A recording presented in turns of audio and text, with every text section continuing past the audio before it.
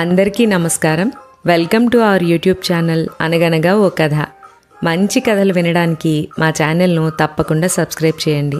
అలాగే మీ friends and ఫ్యామిలీకి share చేయండి.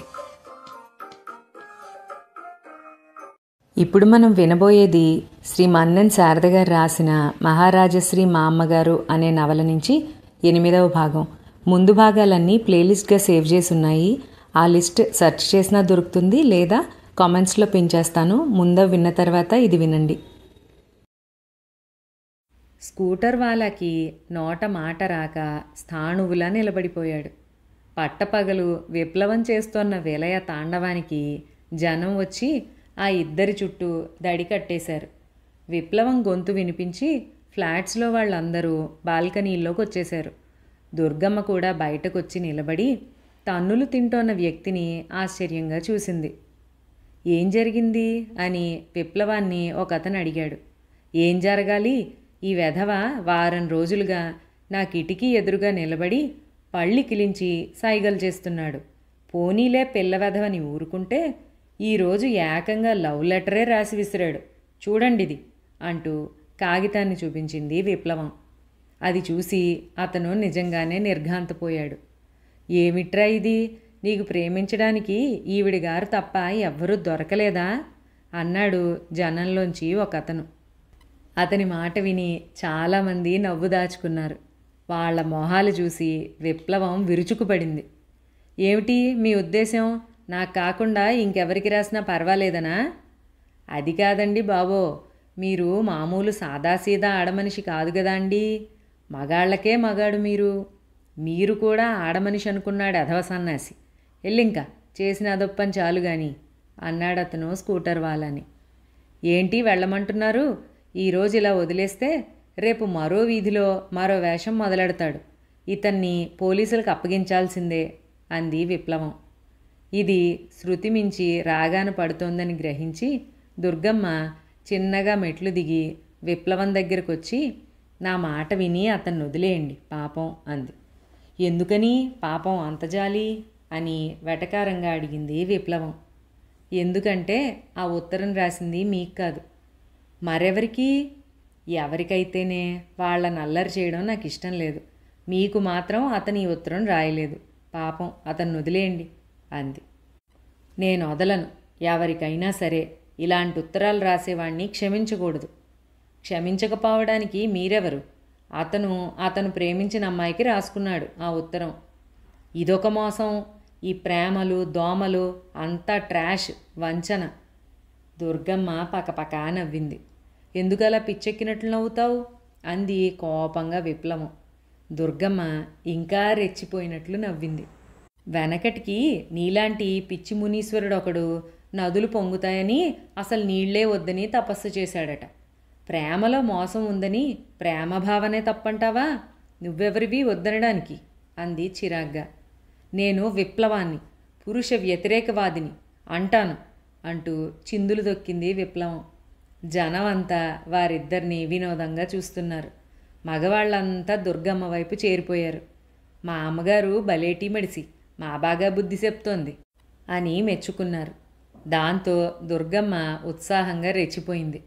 అసలు ఆ ఉత్తరం నీ జుట్టులో దూరితే మాత్రం నీకే రాశాడని ఎలా అనుకున్నావు? విప్లవం, అసలు నీ వయసేమిటి? నీ ఆకారం ఏమిటి? ఆలోచించావా అన్న దుర్గమ్మ మాటకి జనం గొల్లుమని నవ్వారు. విప్లవం అవమానంతో ఉడికిపోయింది. ఇదిగో మామగారు, మీరు చాలా డ్యామేజింగ్గా మాట్లాడుతున్నారు. నేను ఊరుకోను అంది కోపంగా. ఊరుకోక ఏం చేస్తావు? ఉన్న మాటే అన్నాను నేను. ఆ ఉత్తరం నా కొప్పులో తగిలితే నేను కూడా ఈ కుర్రాడు నాకే ప్రేమలేఖ రాశాడని చిందులేస్తే నీకెలా ఉంటుంది? దుర్గమ్మ ప్రశ్నకి అంత కోపంలోనూ నవ్వొచ్చింది విప్లవానికి. మీకా అంది వెటకారంగా. చూసావా, నాకంటే నీకు అంత నవ్వొచ్చేసింది. నీకైనా అంతే. ఆ కుర్రాడు మన ఫ్లాట్స్లో ఓ పిల్లని ప్రేమించి ఇలా పాటలు పడుతున్నాడు. ఆ సంగతి రోజు నేను చూస్తూనే ఉన్నాను. ఇక ఆడిన డాన్స్ చాలు గాని పైకి పద అంది దుర్గమ్మ చివాట్లేస్తూ. విప్లవం మెత్తబడి వెధవ న్యూసెన్స్ అనుకుంటూ వెళ్ళిపోయింది. జనం కూడా ఎవరి దారిన వారు వెళ్తుంటే దుర్గమ్మ స్కూటర్ వాలా దగ్గరికి వెళ్ళి, ఇదిగో అబ్బాయి, నేను నిన్ను వెనకేసుకొచ్చానని మురిసిపోకు. ప్రేమించడం అంటే ఉత్తరాలు రాసి గాలిపటాల్లా ఎగరేయడం కాదు. నీకు దమ్ముంటే పెద్దవాళ్లతో మాట్లాడి పెళ్లి చేసుకో. ఇంకోసారి ఇలా సందుల్లో నిలబడి వెధవేషాలేస్తే కాళ్ళు 2 ములక్కాళ్లల్లా విరిచేస్తాను అంటూ మందలించింది. అతను బుద్ధిగా తలూపి వెళ్ళిపోయాడు. దుర్గమ్మ కూడా ఆయాసపడుతూ మెట్లెక్కింది. శ్రీపతి దిక్కు తోచనట్లుగా పొద్దుటే తలపట్టు కూర్చున్నాడు హాల్లో. అయ్యవారిని చెయ్యబోతే ఏదో అయినట్లు తాము అడ్డదారిన గొప్పవాళ్ళయ్యే ప్లానేస్తే అంతా వికటించింది. శ్రీహరి బావుంటే ఈ పాటికి అతని పెళ్ళైపోయేది. రాణి నిర్మలాదేవి మొదట ఆగ్రహించినా కూతురి కోసం చివరికి అనుగ్రహించి ఉండేది. పీలేరు ఆస్తంతా సెలయేరులా ప్రవహించి ఏలేరులో కలిసేది. కానీ తన ప్లాన్ ఇలా ఘోరంగా ఫెయిల్ అయిపోయింది. ఒక పక్క శ్రీహరి మందుల ఖర్చు, మరోపక్క బంగారు కోడిపెట్ట హరిణిగారి ఖర్చులు తడిసి మోపెడవుతున్నాయి. గీసి గీసి ఖర్చు పెడితే ఆ అమ్మాయి తాహతు లేని వాళ్ళని తెలిసి ఉడాయిస్తుంది. శ్రీపతికి గట్టిగా జుట్టు పీక్కోవాలనిపించింది. సరిగ్గా అప్పుడే నీకు ఆ శ్రమ అక్కర్లేదు, నేను పీకి పెడతా అన్నట్లుగా అవతారం, అతని భార్య శ్రీలక్ష్మి సుడిగాల్లా లోపలికొచ్చారు. వాళ్ళని చూసి సర్పద్రష్టలా మాటలుడిగి నిలబడిపోయాడు శ్రీపతి. బావగారు బావున్నారా అని అడిగాడు అవతారం పళ్ళికిలించి నవ్వుతూ. శ్రీపతి నీరసంగా తలూపాడు. యారా అన్నయ్య, ఉత్తరమే రాయడం మానేశారు? ఒక్కగానొక్క ఆడపడుచుని చచ్చాననుకున్నారా? ఓ పండక్కి కూడా పిలవడం మానేశారు. అంతా కూడబలుక్కున్నారా? నాన్నగారే ఉంటే నా పరిస్థితి ఇలా ఉండేదా? నా పీడ వదిలించుకోవడానికా అన్నట్లు ఈ ముదనష్ట పెళ్లి చేశారు. నా అతిగతి పట్టించుకుంటున్నారా అంటూ ముక్కు ఎగచీదింది శ్రీలక్ష్మి. శ్రీలక్ష్మి వాగ్ధాటికి అందరూ హాల్లోకి చేరుకున్నారు. ఎప్పుడూ రావడం అంటూ పలకరించింది సావిత్రి. ఇప్పుడే వదిన గారు, ఎలాగూ మీరు పిలవరని నేనే వచ్చేశాను. మీకు అసలు నేను గుర్తుంటే కదా అంది నిష్ఠూరంగా శ్రీలక్ష్మి. అవునమ్మా, ఎలా గుర్తుంటావు? మేము భోగభాగ్యాలతో తొలతూగుతున్నామాయే అంది వనజ. షూ అంటూ మందలించాడు శ్రీపతి. అవతల హరిణిగారు అన్నీ వింటారు, మన పరువు పోతుంది అన్నాడు గుసగుసగా. హరిణెవరు అని అడిగాడు అవతారం ఉత్సాహంగా. మా శ్రీహరి చేసుకోబోయే అమ్మాయి, పీలేరు రాకుమారి. రాకుమారే కిరీటం అది పెట్టుకుని ఉంటుందా? గాడిద గుడ్డు పెట్టుకుని ఉంటుంది. మీరు కాసేపు నోరు మూసుకోండి. ఇంతకీ చిన్నన్నయ్యేడి అని అడిగింది శ్రీలక్ష్మి. వాడికి యాక్సిడెంట్ అయ్యి కోమాలో ఉన్నాడు ప్రస్తుతం. పెద్దన్నగారి మాట విని శ్రీలక్ష్మి చప్పున సోఫాలో సంగీత కచేరీ చేస్తున్నట్లుగా బాసింపట్టు వేసుకుని కూర్చుని రాగం తీయడం ప్రారంభించింది. అయ్యో చిన్నన్నయ్య, నీకు అలా జరిగితే వీళ్ళు కనీసం నాకు తెలియబరచలేదు. వీళ్ల దృష్టిలో నేను చచ్చిపోయాను, నాకో చీర పెట్టబడుతుందని వీళ్ళు నన్ను దూరం చేస్తున్నారు అంటూ శోకాలు పెట్టింది. ఆమె దుఃఖంలో బాధ కన్నా నిష్ఠూరమే ఎక్కువగా ప్రతిధ్వనించింది అందరికీ. శ్రీపతికి చెల్లెలి స్వభావం తెలుసు. వాదిస్తే వీధికెక్కుతుంది. ఎంత కోపం వచ్చినా అణుచుకోవడమే ఇప్పుడు ఉత్తమం. వెంటనే భార్య వైపు చూసి లోపలికి తీసుకెళ్లమని సైగ చేశాడు. సావిత్రి 33 వంకర్లు దిప్పింది మూతి. రామ్మారా, ఎప్పుడు తిన్నారో ఏమో, స్నానం చేసి టిఫిన్ చేద్దువుగాని. మీరు రండన్నయ్య గారు అంది లేని ప్రేమ నటిస్తూ. శ్రీలక్ష్మి చెంగున వదినగారి వెనకాలే లోపలికెళ్ళింది. ఇంతలో శ్రీనాథ్ లోపలికి వచ్చి అవతారాన్ని చూసి తెల్లబోయాడు. మీరెప్పుడొచ్చారు అన్నాడు పలకరింపుగా. ఇప్పుడే. చెల్లి రాలేదా? ఆవిడ లేకుండానా? ఇప్పుడే ఒక సీన్ నటించి లోపలికెళ్ళింది మెక్కడానికి అన్నాడు అవతారం. అవేం మాటలండి అన్నాడు శ్రీనాథ్ సమర్థింపుగా. లేకపోతే మీరే చెప్పండి. చెడి పుట్టిల్లు చేరుకోవద్దన్నారు పెద్దలు. ఎంత ఉద్యోగం పోతే మాత్రం ఉన్న చోటే బఠానీలు అమ్ముకుని బతకొచ్చంటే వినకుండా లాక్కొచ్చింది అన్నాడు అవతారం. అతను చెప్పింది విని మ్రాన్పడిపోయాడు శ్రీపతి. ఏమిటి, మీ ఉద్యోగం పోయిందా? బంగారం లాంటి ఇంజనీర్ ఉద్యోగం పోగొట్టుకున్నారా మళ్ళీ? అప్పుడు సిఆర్పి రీహాబిటేషన్ పనుల్లో ఫండ్స్ మిస్అప్రోప్రియేషన్లో సస్పెండ్ అయితే హైదరాబాద్ చుట్టూ తిరిగి నానాపాట్లు పడి రీఇన్స్టేట్ చేయించాను. ఇప్పుడు మళ్ళీ ఎందుకు పోయిందో కూడా అడుగన్నయ్యా అంటూ ఉప్మా ప్లేట్ పట్టుకుని తింటూ వచ్చింది శ్రీలక్ష్మి. మళ్ళీ నా ప్రశ్నోత్తరాలెందుకులే, మీరే చెప్పండి. నిషేధం ఎత్తేశారుగా, ఇప్పుడు యానాందాకా ఎగబాగక్కర్లేకుండానే దొరుకుతోంది మందు. పగలు రాత్రి అదే పని ఈయనకు. వీకర్ సెక్షన్ వాళ్ళ ఇళ్ళు కట్టే పని ఇన్ని చూడమన్నారు. చూడమంటే అసహనంగా అడిగాడు శ్రీనాథ్. చెప్పేది విను. ఈయన గారు పగలు రాత్రి తేడా లేకుండా తాగి ఎగ్జిక్యూషన్కి వెళ్ళేవారు. వెళ్ళిన వాళ్ళు వెళ్ళినట్లుండక ఆ మేస్త్రీలతో గొడవలు, కిటికీలు పెడితే గుమ్మాలని కిటికీలు తీయించేసేవారు. మళ్ళీ ఒక హాఫ్ బాటిల్ కొట్టి వెళ్ళి గుమ్మాలన్నీ పీకించి కిటికీలు పెట్టించేవారు. తీరా ఎగ్జిక్యూటివ్ ఇంజనీర్ వచ్చేసరికి అన్ని బిల్డింగ్లకి కిటికీలు తప్ప గుమ్మాలు లేవుట. ఆయన ఆంజనేయ స్వామిలా ఊగిపోయి సస్పెండ్ చేసేశాడు ఈయన గారిని. ఆ చీఫ్ ఇంజనీరు అసలే చండశాసనుడు, ఏకంగా డిస్మిస్ చేసేశాడు. మాకు ఇక నువ్వే దిక్కన్నయ్యా అంటూ ఏడిచింది శ్రీలక్ష్మి కొసమెరుపుగా. అవతారం తన కథ తనే విని ముసిముసిగా నవ్వుకున్నాడు. శ్రీపతి మాత్రం హతాశుడైపోయాడు. ఇప్పుడు వీళ్లను కూడా తనే పోషించాలి. శ్రీపతి బాధని గమనించలేదు శ్రీలక్ష్మి. పదండి పదండి, వెళ్ళి స్నానం ముగించి టిఫిన్ చేయండి. ఈ లోపున మనకి ఒక గది ఏర్పాటు చేస్తాను అంటూ అవతారాన్ని లేపి బాత్రూంలోకి సాగనంపి శ్రీహరి గదిలోకి వెళ్ళింది. శ్రీహరికి ట్యూబ్ ద్వారా ఆహారాన్ని పంపుతోంది నర్సు. అక్కడే ఒక కుర్చీలో కూర్చునుంది హరిణి పేపర్ చదువుతూ. శ్రీలక్ష్మి హరిణిని తేరిపారా చూసింది. హరిణి ఆలివ్ గ్రీన్ కలర్ మూంగా కోట చీర కట్టుకునుంది. ఆ చీరలాగానే సున్నితంగా ఉన్న హరిణి ఒంటి ఛాయ ఆ చీరలో బంగారంలా మెరుస్తోంది. మెడలో ఒంటిపేట చెయిను, ఒక్క జత గాజులు, వాచి, తాచుల పెద్ద జడ బాగానే ఉంది. కానీ ఈ పిల్ల రాకుమారేమిటి, నగలేలేవు అనుకుంది మనసులో. తనకే నయం, మొగుడి ఉద్యోగం ఊడినా బోల్డు బంగారం ఉంది. సిఆర్పిలో చేసినప్పుడు పట్టుబట్టి వడ్డాణం అరవంకి కూడా చేయించుకుంది. అవన్నీ బయటకు తీస్తే వదినలు ఏడ్చి చస్తారు. అసలే ఏడుపు మొహాలు. శ్రీలక్ష్మి తన రాక తెలియజేస్తూ చిన్నగా దగ్గింది. హరిణి పేపర్లోంచి తలెత్తి చూసింది. శ్రీలక్ష్మి తన మెడలోని లాకెట్ గొలుసు సవరించుకుంది. చెవుల లోలాకులు కనిపించాలని చెంపల మీద జుట్టు పైకి ఎగదోసుకుంది. చీరకున్న జరి అంచు కనిపించాలని పమిట సర్దుకుంది. మీరేనా పీలేరు రాకుమారి అంటూ సాగదీసి అడిగింది. హరిణి చిన్నగా నవ్వి మీరు అంది. నేను శ్రీహరికి చెల్లెల్ని, ఈ ఇంట్లో ఆఖరుదాన్ని అంది. హరిణి పైకి లేచిన కుర్చీలో శ్రీలక్ష్మి కూర్చుంది. అన్నయ్యకి బాగోలేదని తెలిసి చూడ్డానికి వచ్చాం. మా వారు ఇంజనీరు తెలుసా అంది శ్రీలక్ష్మి గర్వంగా. తెలియదన్నట్లుగా తల అడ్డంగా తిప్పింది హరిణి. నువ్వేనటగా మా అన్నయ్యకి కాబోయే భార్యవి అని అడిగింది శ్రీలక్ష్మి కళ్ళు పెద్దవి చేస్తూ. హరిణి అప్పుడు కూడా బదులుగా చిరునవ్వు నవ్వింది.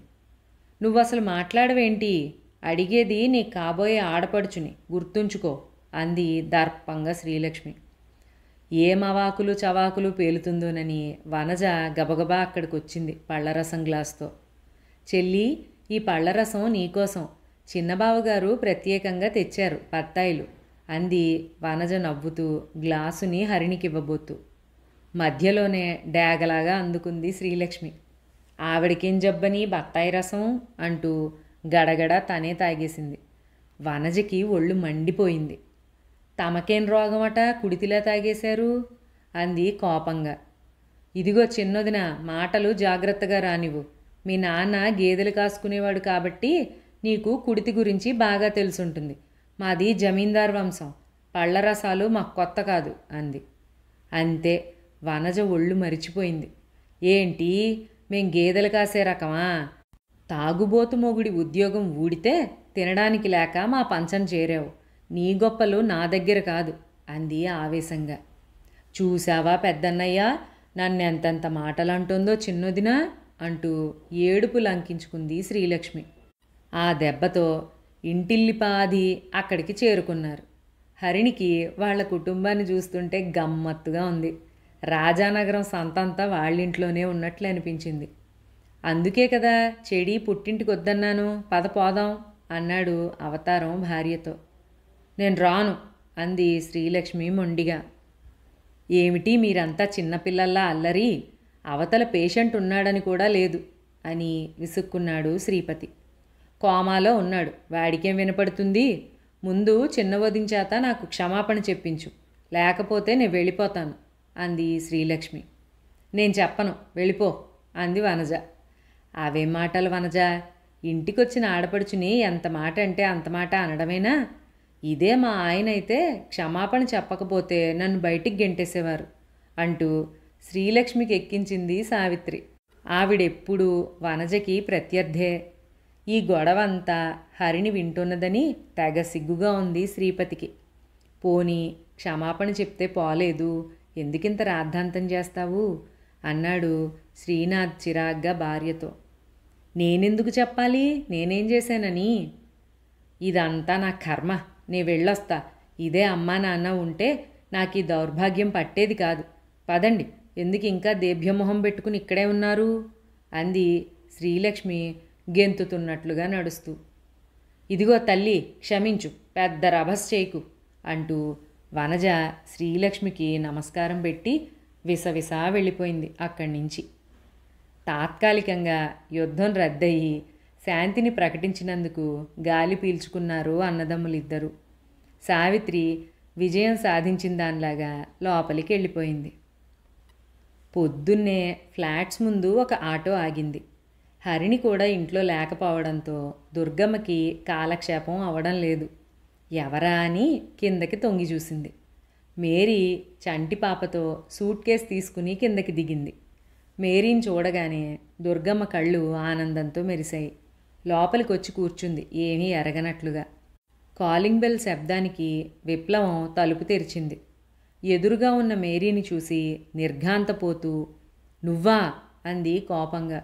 నేనేనండి, ఇది నా బేబీ అంది మేరీ వినయంగా. అప్పుడు చెప్పకుండా పారిపోయావు, ఇప్పుడెందుకు వచ్చావు మళ్ళీ అంది విప్లవం. ఏదో బుద్ధి తక్కువయ్యి వెళ్ళిపోయాను. ఇప్పుడు మీరెలా చెబితే అలా వింటాను. నన్ను లోపలికి రానివ్వండి అంది మేరీ వేడుకోలుగా. వీల్లేదు, ఆ వెధవ వచ్చి నా ఇంటి మీద పడతాడు తాగి. నేను ఈ న్యూసెన్స్ పడలేను అంది విప్లవం. స్త్రీల తరపున పోరాడే మీరే అలా అంటే ఇంక నాకు దిక్కెవరు? వాడు నన్ను మోసం చేసి మరొక అమ్మాయిని పెళ్ళాడబోతున్నాడని మీరేగా రాశారు అంది మేరీ. నేనా అంది విప్లవం తెల్లబోతూ. నువ్వు కాకపోతే ఇంకొకరు, అది కాదు ముఖ్యం. నిన్ను నమ్ముకుని ఆ పిల్ల ఇంత దూరం ప్రయాణం చేసి వచ్చింది, ఆదుకోకూడదు అంది దుర్గమ్మ రంగప్రవేశం చేస్తూ. ప్రేమలేఖ గొడవ అయిన దగ్గర నుంచి విప్లవం దుర్గమ్మతో మాట్లాడడం తగ్గించింది. ఆవిడ్ని చూస్తేనే ఒళ్ళు మండిపోతోంది. ఇదిగోండి దుర్గమ్మ గారు, మీరు ప్రతి చిన్నదానికి ఇలా ఇంటర్ఫియర్ అవ్వడం నాకు ఇష్టం లేదు. నేను మాట్లాడుతోంది ఈ అమ్మాయితో అంది కోపంగా. ఓ అబ్బో, మాట్లాడు. వచ్చిన మనిషికి కాస్త నీళ్ళో పాలో పోసి మాట్లాడడం సంస్కారం, గుమ్మంలో నిలబెట్టి కాదు అంది దుర్గమ్మ. మీకు ఉందిగా చాలానే సంస్కారం, తీసుకెళ్ళండి అంది విప్లవం ఘాటుగా. నిక్షేపంగా తీసుకెళ్తాను. రామ్మా రా, ఆవిడ పాటి నేను చేయగలను. రా, రేపే వాడి ఇంటి ముందు డేరా వేసి నిరాహార దీక్ష చేయిస్తాను. పేపర్ కుర్రాళ్ళని పిలిచి దుమ్మెత్తి రాయిస్తాను. టీవీల వాళ్ళని పిలిచి కథాకళి చేస్తాను. రా, ఈవిడ గారు కాగితాల మీదనే స్త్రీల కష్టాలకి కన్నీళ్లు పెట్టుకుంటుంది, కానీ నీలాంటి వాళ్ళకి నిజంగా నిలబడి సాయం చెయ్యదు అంటూ మేరీ చేతిలోని పిల్లని అందుకుంది. దుర్గమ్మ మాటలకి విప్లవానికి పౌరుషం ముంచుకొచ్చింది. నేను కాగితాలు నింపుతానే గాని సాయపడనా? చూడండి నా ప్రతాపం, విప్లవం సృష్టిస్తాను అంది దుర్గమ్మ చేతిలోని పిల్లని తాను లాక్కుంటూ. దుర్గమ్మకు కావాల్సింది అదే. మేరీ వంక చూసి కన్ను గీటి నవ్వి, ఇంక నీకొచ్చిన భయం లేదు, శ్రీహరి నీ కాళ్ళ మీద పడతాడు అంది తన అపార్ట్మెంట్లోకి వెళ్ళిపోతూ. విప్లవం మేరీని చంటిబిడ్డని తీసుకుని ఇంట్లోకి వెళ్ళింది సాదరంగా. ఈలోపు అక్కడ శ్రీలక్ష్మి గదులన్నీ తిరిగి చూసి చివరికి తన పెద్దన్నగారి బెడ్రూమ్ ఆక్రమించింది తన గదిగా. తన మంచం ఎక్కి సరదాగా కబుర్లు చెప్పుకుంటోన్న ఆడపడుచుని అవతారాన్ని చూసి ఒళ్ళు మండిపోయింది పెద్ద కోడలు సావిత్రికి. రాత్రి దాకా ఎలాగో ఓపిక పట్టింది. భోజనాలు అయ్యాక మళ్ళీ ఆ గదిలోకే వెళ్ళబోతోన్న ఆడపడుచుని ఆపి, చూడమ్మా శ్రీలక్ష్మి, మీకు పడమట గదిలో పక్కలు ఏర్పాటు చేశాను అంది. శ్రీలక్ష్మి సావిత్రి వైపు కోపంగా చూసింది. అక్కడ మీరు పడుకోండి, నాకు ఈ గది నచ్చింది అంది. అది మా గది అంది సావిత్రి కోపాన్ని అణుచుకుంటూ. వనజ తన గది గోడకి చేరపడి వినోదం చూస్తోంది. శ్రీపతి అంతా వినబడుతున్నా వినపడనట్లు ఏదో పుస్తకం చదువుతూ కూర్చున్నాడు. తమ పరువు పూర్తిగా తీయడానికి చెల్లులు మొగుడితో సహా ఊడిపడిందని అతనికి మహాకోపంగా ఉంది. ఎక్కడ ఈ పంచాంగాలు పంచాయతీలు విని పీలేరు పిల్ల పరిగెత్తిపోతుందోనని మరో పక్క భయంగానూ ఉంది. మీ గది అని ఏమైనా రాసుందా? ఏదో పంపకాలైనట్లుగా చెబుతున్నావేమిటి? అన్నట్లు ఆడపిల్లలకు కూడా ఆస్తిలో వాటా ఉందట తెలుసా అంది శ్రీలక్ష్మి. శ్రీపతి ఇక ఊరుకుంటే లాభం లేదని పైకి లేచాడు. లేచి భార్య దగ్గరికి వెళ్ళి, సావిత్రి ఏమిటిది? ఎక్కడ పడుకుంటే తెల్లారదు, ఎన్నాళ్ళుంటుంది పడుకొని అన్నాడు. ఉద్యోగాలు పోగొట్టుకుని వచ్చారు, ఎన్నాళ్ళైనా ఉంటారు. అయినా మా నాన్నగారు ఇచ్చిన మంచం మీద పడుకోవడానికి సిగ్గుండాలి అంటూ విసవిస వెళ్ళిపోయింది.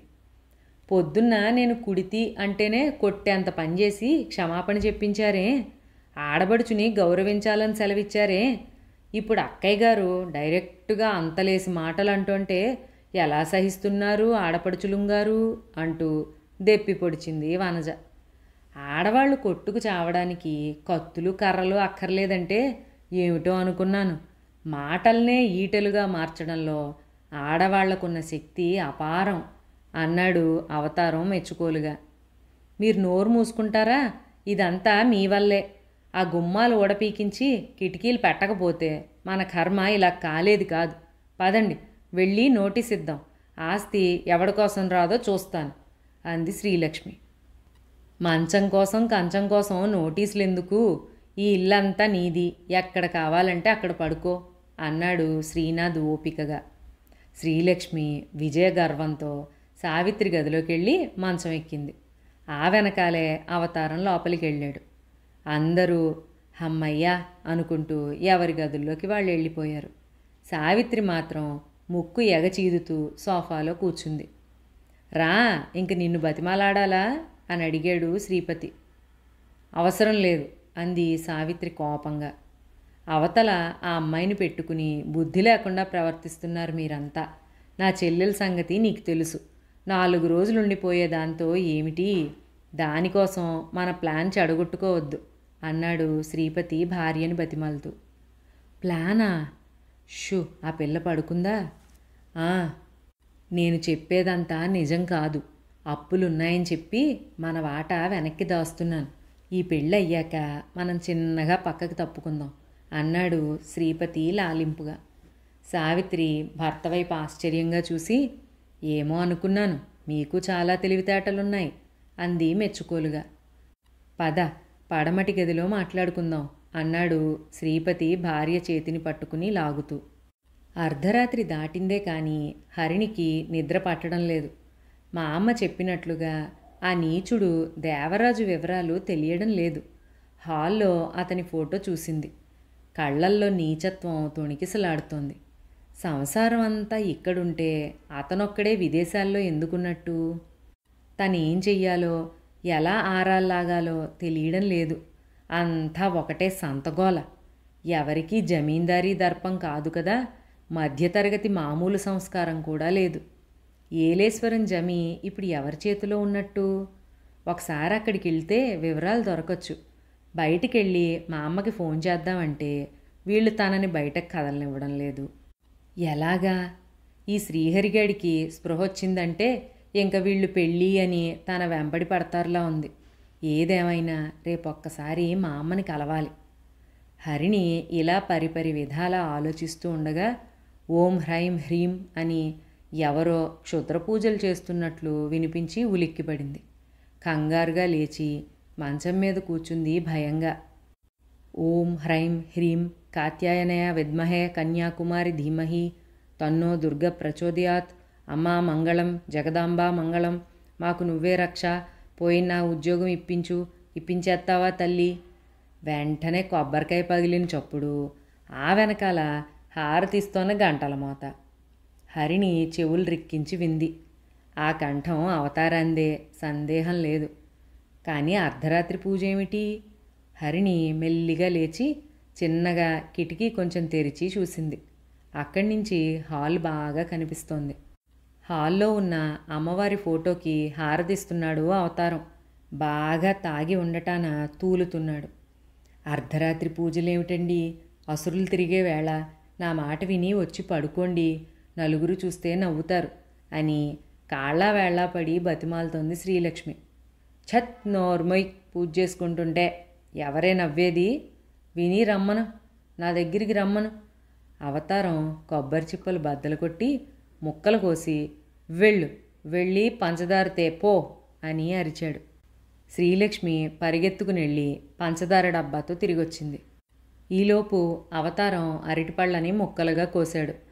వెళ్ళి ఈ ప్రసాదం అందరికీ పంచిరా. ఇప్పుడా? అంది శ్రీలక్ష్మి భయంగా. ఇప్పుడు కాకపోతే ఎప్పుడిస్తావు? చంపేస్తా, వెళ్ళు అందరికీ ఇవ్వు అంటూ కళ్ళెర్ర చేశాడు అవతారం. శ్రీలక్ష్మి భయంగా వెళ్ళి చిన్నన్నగారి గది తలుపు తట్టింది. వనజ తలుపు తీసి నిద్రకళ్ళతో ఎవరూ అంది. నేనే వదినా, ప్రసాదం అంది శ్రీలక్ష్మి భయంగా. ఆ మాటతో వనజకి నిద్రమత్తు వదిలిపోయింది. ఏమిటి ఈవేళప్పుడు ప్రసాదం? అంది ఆశ్చర్యంగా. ఆయన పూజ చేశారు వదినా, తీసుకో అంది శ్రీలక్ష్మి ఏడుపు గొంతుతో. వనజ అవతారం కేసి చూసింది. అతను బొంగరంలా ఊగుతున్నాడు. బాగా తాగి ఉన్నాడని గ్రహించగానే ప్రసాదం తీసుకుని చటుక్కుని తలుపేసింది భయంగా. తర్వాత శ్రీలక్ష్మి పెద్దన్నగారి తలుపు తట్టింది. సావిత్రి చిరాగ్గా తలుపు తెరిచింది. ఎదురుగా శ్రీలక్ష్మిని అవతారాన్ని చూసి జడుసుకుంది. ఏమిటిది అర్ధరాత్రి? అంది భయంగా. ప్రసాదం అంది శ్రీలక్ష్మి. పరిస్థితి అర్థమయ్యి సావిత్రి కూడా ప్రసాదం తీసుకుని తలుపు మూసేసింది. హరిణికి తన వంతు వచ్చిందని గ్రహించి కిటికీ మూసి దుప్పటి బిగించింది. హరిణిగారు అంటూ పావుగంట పిలిచింది శ్రీలక్ష్మి. హరిణి కిక్కురు మనడం లేదు. ఆవిడ పలకడం లేదు అంది శ్రీలక్ష్మి నెమ్మదిగా. అయితే ఆ ఎదురింటి వాళ్ళకిచ్చిరా పో. ఇప్పుడా? వాళ్ళు తిడతారేమో, రేపిస్తానులేండి. రేపన్నావంటే చంపేస్తా. ఇప్పుడు పూజ చేస్తే ప్రసాదం రేపిస్తావా? పద. అవతారం అరుస్తున్నాడు.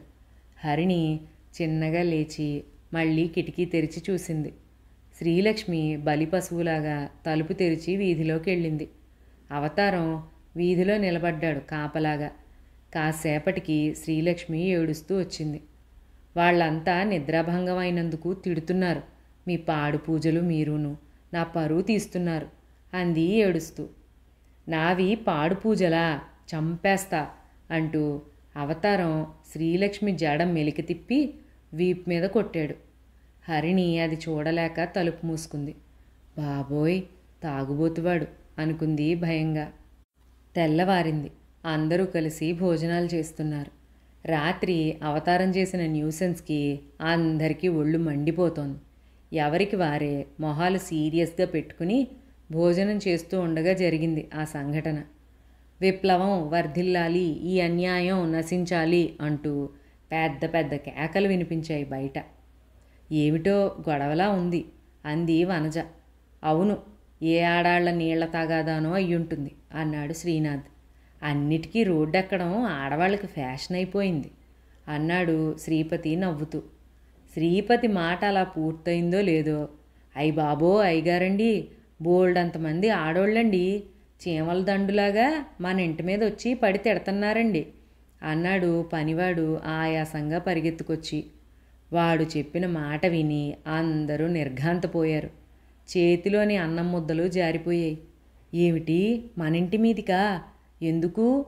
అంది సావిత్రి తెల్లబోతూ. ఎందుకంటే నానేటి చెబుతానండి, దమ్ముంటే అందరినీ బయటికి రమ్మంటున్నారండి అన్నాడు అతను బుర్రగోక్కుంటూ.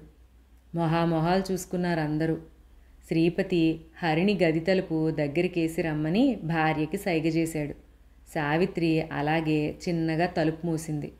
ఆ విషయం గ్రహించిన హరిణి చిన్నగా నవ్వుకుంది. శ్రీపతి శ్రీనాథులు బయటకొచ్చి నిలబడ్డారు.